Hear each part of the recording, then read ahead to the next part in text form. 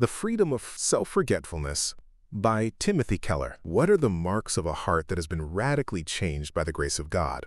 If we trust in Christ, what should our hearts be like? It is not simply a matter of morally virtuous behavior. It is quite possible to do all sorts of morally virtuous things when our hearts are filled with fear, with pride, or with a desire for power. We are talking about hearts that have been changed, at the root, by the grace of God, and what that looks like in real life. We will be focusing on a section of Paul's first letter to the Corinthians, 1 Corinthians chapter 3, verses 21 to 4:7. So then, no more boasting about men. All things are yours, whether Paul or Apollos or Cephas, or the world or life or death, or the present or the future. All are yours, and you are of Christ, and Christ is of God. So then, men ought to regard us as servants of Christ, and as those entrusted with the secret things of God. Now it is required that those who have been given a trust must prove faithful. I care very little if I am judged by you or by any human court. Indeed, I do not even judge myself. My conscience is clear, but that does not make me innocent. It is the Lord who judges me. Therefore, judge nothing before the appointed time. Wait till the Lord comes. He will bring to light what is hidden in darkness, and will expose the motives of men's hearts. At that time, each will receive his praise from God. Now, brothers, I have applied these things to myself and Apollos for your benefit, so that you may learn from us the meaning of the saying, "Do not go beyond what is written." Then you will not take pride in one man over against another. For who makes you different from anyone else? What do you have that you did not receive? And if you did receive it, why do you boast as though you did not? 1 Corinthians chapter 3, verses 21 to 4:7. The Corinthian church was filled with division. It had originally been planted by Paul. But, as we see from the references to Apollos and Cephas, other evangelists had come to Corinth later on. As a result, different people had connections with different prominent ministers. So one person was mentored and discipled by Paul. Another was mentored and appointed in leadership by Apollos, another great teacher, and so forth. Instead of everybody being happy that they had a relationship with Paul or with Apollos, these relationships are now the basis for power play. Parties have arisen and divisions are tearing the church up. One person argues that he should be the leader because he was discipled by Paul, the Saint Paul, and another lays claim to a particular relationship with some other prominent minister, and so on. In this passage, Paul shows that the root cause for the division is pride and boasting. That is the reason we cannot get along, the reason there is no peace in the world, and the reason we cannot live at peace with one another. Have a look. Verse 21 starts off, "No more boasting." Chapter 4 to 7 says, "Why do you boast?" And note verse 6, especially where he urges them not to. "Take pride in one man over against another." No pride, no boasting, says Paul.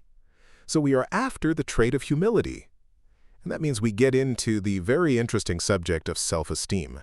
Up until the 20th century, traditional cultures, and this is still true of most cultures in the world, always believed that too high a view of yourself was the root cause of all the evil in the world. What is the reason for most of the crime and violence in the world? Why are people abused? Why are people cruel? Why do people do the bad things they do? Traditionally, the answer was hubris, the Greek word meaning pride or too high a view of yourself. Traditionally, that was the reason given for why people misbehave. But in our modern Western culture, we have developed an utterly opposite cultural consensus. The basis of contemporary education, the way we treat incarcerated prisoners, the foundation of most modern legislation, and the starting point for modern counseling is exactly the opposite of the traditional consensus. Our belief today, and it is deeply rooted in everything, is that people misbehave for lack of self-esteem, and because they have too low a view of themselves. For example, the reason husbands beat their wives and the reason people are criminals is because they have too low a view of themselves. People used to think it was because they had too high a view of themselves and had too much self-esteem. Now we say it because we have too little self-esteem. A few years ago, there was an article in the New York Times Magazine by psychologist Lauren Slater called "The Trouble with Self-Esteem." It wasn't a groundbreaking article or a bolt out of the blue. She was simply beginning to report what experts have known for years. The significant thing she says is that there is no evidence that low self-esteem is a big problem in society. She quotes 3 current studies into the subject of self-esteem, all of which reach this conclusion, and she states that people with high self-esteem pose a greater threat to those around them than people with low self-esteem, and feeling bad about yourself is not the source of our country's biggest, most expensive social problems. Wittgenstein 1. It would be fun to explain how that works and why that works and so on. But, for now, let's just say she is right when she says it will take years and years for us to accept this. It is so deeply rooted in our psyche that lack of self-esteem is the reason why there is drug addiction, the reason why there is crime, wife-beating, and so forth.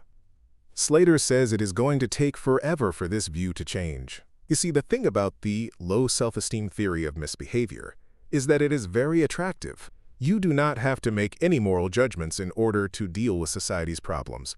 All you have to do is support people and build them up. In traditional cultures, the way you dealt with these problems was that you clamped down on people and convicted them and called them bad. What is intriguing about this passage in 1 Corinthians is that it gives us an approach to self-regard, an approach to the self, and a way of seeing ourselves that is absolutely different from both traditional and modern/postmodern contemporary cultures. Utterly different. The 3 things that Paul shows us here are: 1. The natural condition of the human ego. 2. The transformed sense of self which Paul had discovered and which can be brought about through the gospel. 3. How to get that transformed sense of self. 1. The natural condition of the human ego. In verse 6, Paul urges the Corinthians to have no more pride in one person over another. Nothing new, we may think. Of course, pride is inappropriate. But we need to realize that the word Paul uses here for pride is not the normal hubris word for pride, but physio. It is an unusual word. Paul uses it here and another 5 times in this particular book, and once in Colossians chapter 2. You will not find it anywhere else in the Bible, as it is used only by Paul.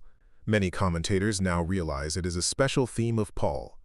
By using this particular word, Paul is trying to teach these Corinthians something about the human ego. This word used here for pride literally means to be overinflated, swollen, distended beyond its proper size. It is related to the word for bellows, gachalei. It is very evocative. It brings to mind a rather painful image of an organ in the human body, an organ that is distended because so much air has been pumped into it. So much air that it is overinflated and ready to burst. It is swollen, inflamed, and extended past its proper size. And that, says Paul, is the condition of the natural human ego. Because it is such an evocative and interesting metaphor, I think we are supposed to reflect on the image and on what Paul is trying to say. Perhaps I can put it this way. I think the image suggests 4 things about the natural condition of the human ego: that it is empty, painful, busy, and fragile. Firstly, empty. The image points to the fact that there is emptiness at the center of the human ego. The ego that is puffed up and overinflated has nothing at its center. It is empty. In his book Sickness Unto Death, Soren Kierkegaard says, "It is the normal state of the human heart to try to build its identity around something besides God." Point 2. Spiritual pride is the illusion that we are competent to run our own lives, achieve our own sense of self-worth, and find a purpose big enough to give us meaning in life without God. Soren Kierkegaard says that the normal human ego is built on something besides God. It searches for something that will give it a sense of worth, a sense of specialness, and a sense of purpose, and builds itself on that. And, of course, as we are often reminded, if you try to put anything in the middle of the place that was originally made for God, it is going to be too small. It is going to rattle around in there. So the first thing about the human ego is that it is empty. And, secondly, it is also painful. A distended and overinflated ego is painful. Have you ever thought about the fact that you do not notice your body until there is something wrong with it? When we are walking around, we are not usually thinking how fantastic our toes are feeling, or how brilliantly our elbows are working today. We would only think like that if there had previously been something wrong with them. That is because the parts of our body only draw attention to themselves if there is something wrong with them. The ego often hurts. That is because it has something incredibly wrong with it, something unbelievably wrong with it. It is always drawing attention to itself. It does so every single day. It is always making us think about how we look and how we are treated. People sometimes say their feelings are hurt, but our feelings can't be hurt. It is the ego that hurts, my sense of self, my identity. Our feelings are fine. It is my ego that hurts. Walking around does not hurt my toes unless there is already something wrong with them. My ego would not hurt unless there was something terribly wrong with it. Think about it. It is very hard to get through a whole day without feeling snubbed or ignored or feeling stupid or getting down on ourselves. That is because there is something wrong with my ego. There is something wrong with my identity. There is something wrong with my sense of self. It is never happy. It is always drawing attention to itself. So first of all, it is empty. Secondly, because it is like a bloated stomach that is distended, it is also painful. And thirdly, the ego is incredibly busy. In other words, it is always drawing attention to itself. It is incredibly busy trying to fill the emptiness. And it is incredibly busy doing two things in particular: comparing and boasting. You can see them both in the passage. First of all, notice in verse 6 that there is no full stop after the word pride. Paul does not say, "Then you will not take pride." No, he says, "Then you will not take pride in one man over against another." That is the very essence of what it means to have a normal human ego. The way the normal human ego tries to fill its emptiness and deal with its discomfort is by comparing itself to other people. All the time. In his famous chapter on pride in Mere Christianity, C.S. Lewis points out that pride is by nature competitive. It is competitiveness that is at the very heart of pride. Pride gets no pleasure out of having something, only out of having more of it than the next person. We say that people are proud of being rich or clever or good-looking, but they are not. They are proud of being richer or cleverer or better-looking than others. If everyone else became equally rich or clever or good-looking, there would be nothing to be proud about. 3. In other words, we are only proud of being more successful, more intelligent, or more good-looking than the next person, and when we are in the presence of someone who is more successful, intelligent, and good-looking than we are, we lose all pleasure in what we had. That is because we really had no pleasure in it. We were proud of it. As Lewis says, pride is the pleasure of having more than the next person. Pride is the pleasure of being more than the next person. Lust may drive a man to sleep with a beautiful woman, but at least lust makes him want her. Pride drives a man to sleep with a beautiful woman, just to prove he can do it, and to prove he can do it above the others. Pride destroys the ability to have any real pleasure from her. When I was at school, my mother kept saying things like, "You know, honey, you ought to join the chess club." I would say, "Mom, I hate chess." "Yes, I know," she would say, "but it will look so good on your college application." She would try again. "Don't they feed the homeless and hungry downtown every Saturday morning? Why don't you volunteer for that?" "Mom," I'd say, "I hate that kind of thing." I would get the same response, "I know, honey, but it would look so good on your college application." So at school, I did all kinds of things that I had absolutely no interest in doing for themselves. I was simply putting together a resume. That is what our egos are doing all the time. Doing jobs we have no pleasure in. Doing diets we take no pleasure in. Doing all kinds of things, not for the pleasure of doing them, but because we are trying to put together an impressive curriculum vitae. By comparing ourselves to other people and trying to make ourselves look better than others, we are boasting. Trying to recommend ourselves, trying to create a self-esteem resume because we are desperate to fill our sense of inadequacy and emptiness. The ego is so busy all the time. And lastly, as well as empty and painful and busy, the ego is fragile. That is because anything that is overinflated is in imminent danger of being deflated, like an overinflated balloon. If we are puffed up by air and not filled up with something solid, then to be overinflated or deflated comes down to the same thing. A superiority complex and an inferiority complex are basically the same. They are both results of being overinflated. The person with the superiority complex is overinflated and in danger of being deflated. The person with an inferiority complex is deflated already. Someone with an inferiority complex will tell you they hate themselves, and they will tell themselves they hate themselves. They are deflated. To be deflated means you were previously inflated. Deflated, or in imminent danger of being deflated. It is all the same thing. And it makes the ego fragile. Empty, painful, busy, and therefore fragile. Let me give you a perfect example of this. I am not trying to lift her up as being worse than other people at all. She actually shows a tremendous amount of self-awareness, and I have a lot of admiration for her. But if you want a perfect example of what I am talking about, Here is an excerpt from an interview with Madonna in Vogue magazine some time ago, where she is talking about her career.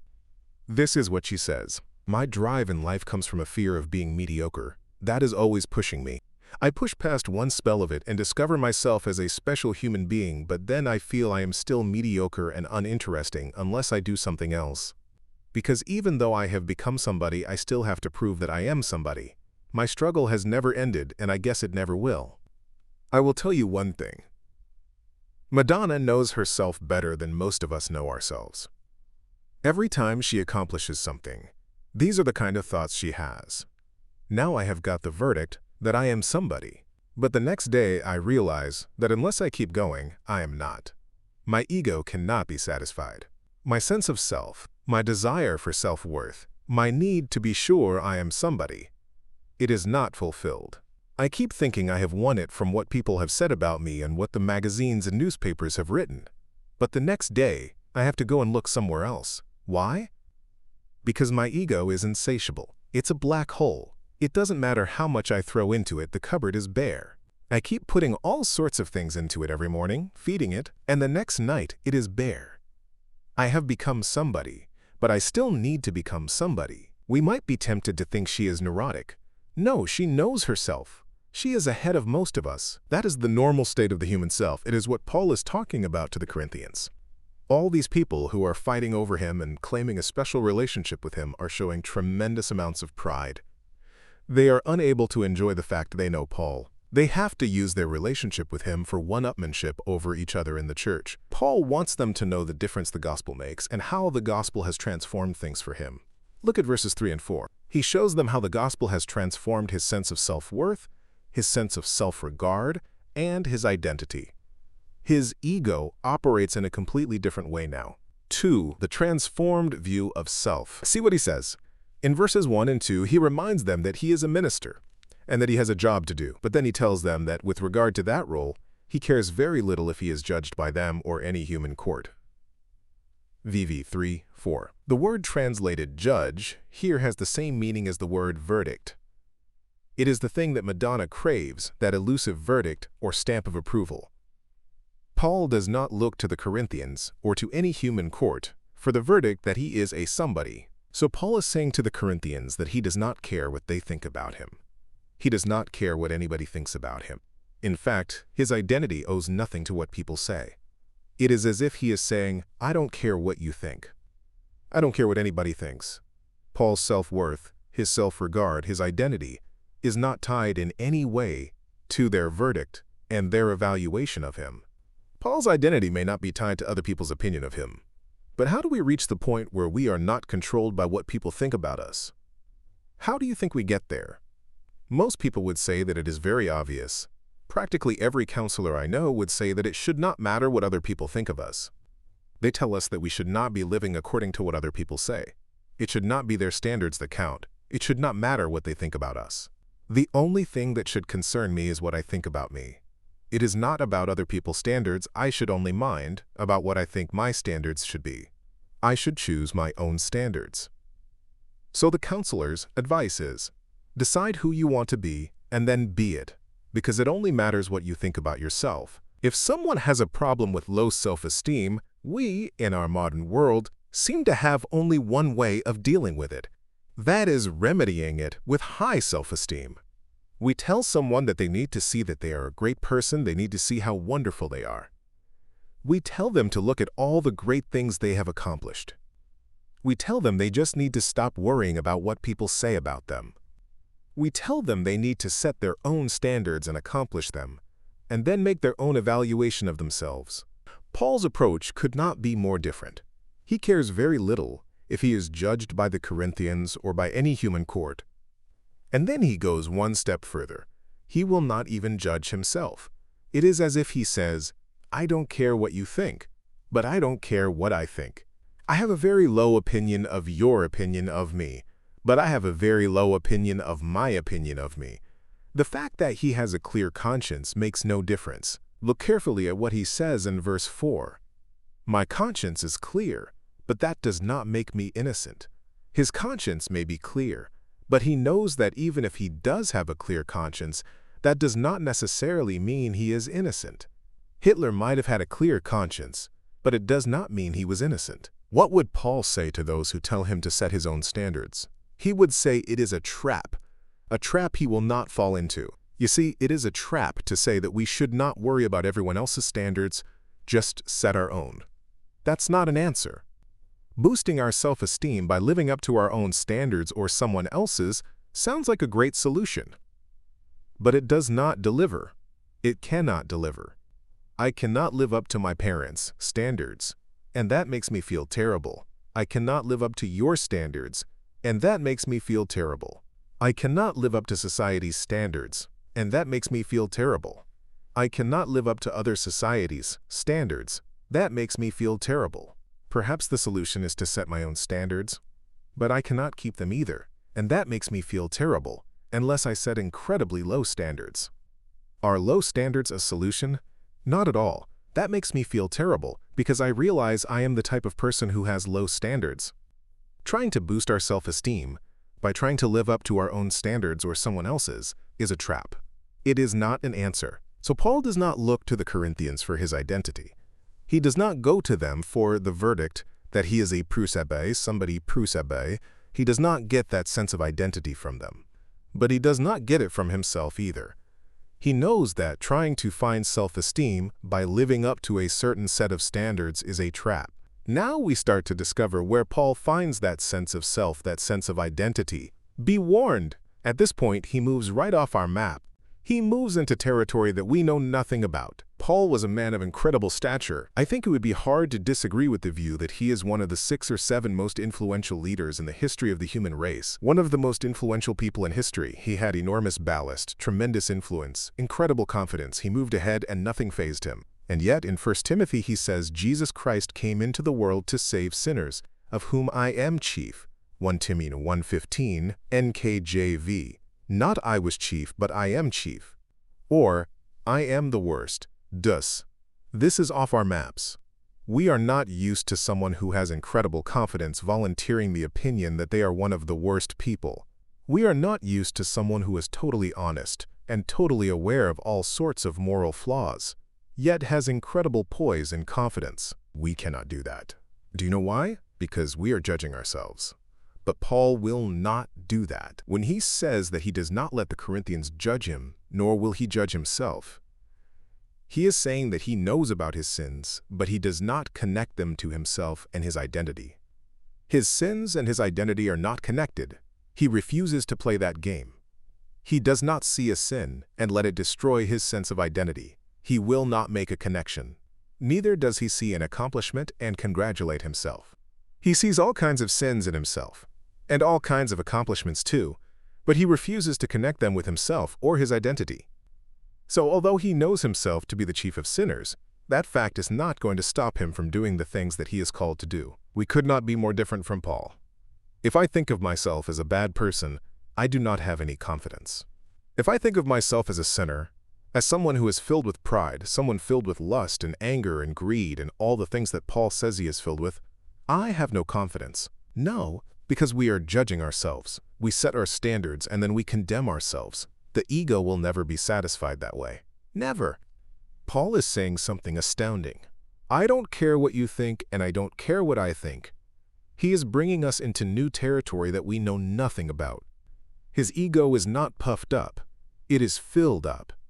He is talking about humility, although I hate using the word humility because this is nothing like our idea of humility. Paul is saying that he has reached a place where his ego draws no more attention to itself than any other part of his body. He has reached the place where he is not thinking about himself anymore. When he does something wrong or something good, he does not connect it to himself anymore. C.S. Lewis, in Mere Christianity, makes a brilliant observation about gospel humility at the very end of his chapter on pride. If we were to meet a truly humble person, Lewis says, we would never come away from meeting them thinking they were humble. They would not be always telling us they were a nobody, because a person who keeps saying they are a nobody is actually a self-obsessed person. The thing we would remember from meeting a truly gospel humble person is how much they seem to be totally interested in us. Because the essence of gospel humility is not thinking more of myself or thinking less of myself, it is thinking of myself less. Gospel humility is not needing to think about myself, not needing to connect things with myself. It is an end to thoughts such as, I'm in this room with these people. Does that make me look good? Do I want to be here? True gospel humility means I stop connecting every experience, every conversation with myself. In fact, I stop thinking about myself. The freedom of self-forgetfulness. The blessed rest that only self-forgetfulness brings. True gospel humility means an ego that is not puffed up but filled up. This is totally unique. Are we talking about high self-esteem? No. So is it low self-esteem? Certainly not. It is not about self-esteem. Paul simply refuses to play that game. He says, I don't care about your opinion, but I don't care that much about my opinion. And that is the secret. A truly gospel humble person is not a self-hating person or a self-loving person, but a gospel humble person. The truly gospel humble person is a self-forgetful person whose ego is just like his or her toes. It just works. It does not draw attention to itself. The toes just work. The ego just works. Neither draws attention to itself. Here is one little test. The self-forgetful person would never be hurt particularly badly by criticism. It would not devastate them, it would not keep them up late, it would not bother them. Why? Because a person who is devastated by criticism is putting too much value on what other people think, on other people's opinions. The world tells the person who is thin-skinned and devastated by criticism to deal with it by saying, who cares what they think? I know what I think. Who cares what the rabble thinks? It doesn't bother me. People are either devastated by criticism, or they are not devastated by criticism because they do not listen to it. They will not listen to it or learn from it because they do not care about it. They know who they are and what they think. In other words, our only solution to low self-esteem is pride. But that is no solution. Both low self-esteem and pride are horrible nuisances to our own future and to everyone around us. The person who is self-forgetful is the complete opposite. When someone whose ego is not puffed up but filled up gets criticism, it does not devastate them. They listen to it and see it as an opportunity to change. Sounds idealistic? The more we get to understand the gospel, the more we want to change. Friends, wouldn't you want to be a person who does not need honor, nor is afraid of it? Someone who does not lust for recognition, nor, on the other hand, is frightened to death of it? Don't you want to be the kind of person who, when they see themselves in a mirror or reflected in a shop window, does not admire what they see but does not cringe either? Wouldn't you like to be the type of person who, in their imaginary life, does not sit around fantasizing about hitting self-esteem home runs, daydreaming about successes that gives them the edge over others? Or perhaps you tend to beat yourself up and to be tormented by regrets. Wouldn't you like to be free of them? Wouldn't you like to be the skater who wins the silver, and yet is thrilled about those 3 triple jumps that the gold medal winner did? To love it the way you love a sunrise? Just to love the fact that it was done? For it not to matter whether it was their success or your success, not to care if they did it or you did it. You are as happy that they did it as if you had done it yourself, because you are just so happy to see it. You will probably say that you do not know anybody like that. But this is the possibility for you and me if we keep on going where Paul is going. I can start to enjoy things that are not about me. My work is not about me. My skating is not about me. My romance is not about me. My dating is not about me. I can actually enjoy things for what they are. They are not just for my resume. They are not just to look good on my college or job application. They are not just a way of filling up the emptiness. Wouldn't you want that? This is off our map. This is gospel humility, blessed self-forgetfulness, not thinking more of myself as in modern cultures, or less of myself as in traditional cultures. Simply thinking of myself less. 3. How to get that transformed view of self. How did Paul get this blessed self-forgetfulness? He does tell us, but we have to look carefully. First he says, I don't care what you think, but I don't care what I think. In other words, he does not look to them for the verdict, nor does he look to himself for the verdict. Then he says, my conscience is clear, but that does not make me innocent. The word translated innocent comes from the word justify, d'après. The word for justify is the same one he uses throughout Romans and Galatians. Here Paul is saying that even if his conscience is clear, that does not justify him. What Paul is looking for, what Madonna is looking for, what we are all looking for, is an ultimate verdict that we are important and valuable. We look for that ultimate verdict every day in all the situations and people around us. And that means that every single day we are on trial. Every day we put ourselves back in a courtroom. But do you notice how Paul says that he does not care what the Corinthians think of him or what any human court thinks? It is odd that he is talking about courts. After all, the Corinthians are not a court. He is talking metaphorically, I think. And he is saying that the problem with self-esteem, whether it is high or low, is that every single day we are in the courtroom. Every single day we are on trial. That is the way that everyone's identity works. In the courtroom you have the prosecution and the defense. And everything we do is providing evidence for the prosecution or evidence for the defense. Some days we feel we are winning the trial, and other days we feel we are losing it. But Paul says that he has found the secret. The trial is over for him. He is out of the courtroom. It is gone. It is over. Because the ultimate verdict is in. Now, how could that be? Paul puts it very simply. He knows that they cannot justify him. He knows he cannot justify himself. And what does he say? He says that it is the Lord who judges him. It is only his opinion that counts. Do you realize that it is only in the gospel of Jesus Christ that you get the verdict before the performance? The atheist might say that they get their self-image from being a good person. They are a good person and they hope that eventually they will get a verdict that confirms that they are a good person. Performance leads to the verdict. For the Buddhist too, performance leads to the verdict. If you are a Muslim, performance leads to the verdict. All this means that every day you are in the courtroom. Every day you are on trial. That is the problem. But Paul is saying that in Christianity the verdict leads to performance. It is not the performance that leads to the verdict. In Christianity, the moment we believe, God says, "This is my beloved Son in whom I am well pleased." Or take Romans chapter 8 verse 1, which says, "Therefore, there is now no condemnation for those who are in Christ Jesus." In Christianity, the moment we believe, God imputes Christ's perfect performance to us as if it were our own, and adopts us into his family. In other words, God can say to us, just as he once said to Christ, "You are my Son whom I love. With you I am well pleased." 5. You see, the verdict is in. And now I perform on the basis of the verdict. Because he loves me and he accepts me, I do not have to do things just to build up my resume. I do not have to do things to make me look good. I can do things for the joy of doing them. I can help people to help people. Not so I can feel better about myself. Not so I can fill up the emptiness. With every other form of identity, and every other badge or accolade we might award ourselves, it is always a case of the verdict coming from the performance. We might find security in labeling ourselves a good person, a free person, a religious person, a moral person. Whatever it is always the same. The performance leads to the verdict. But the verdict never comes.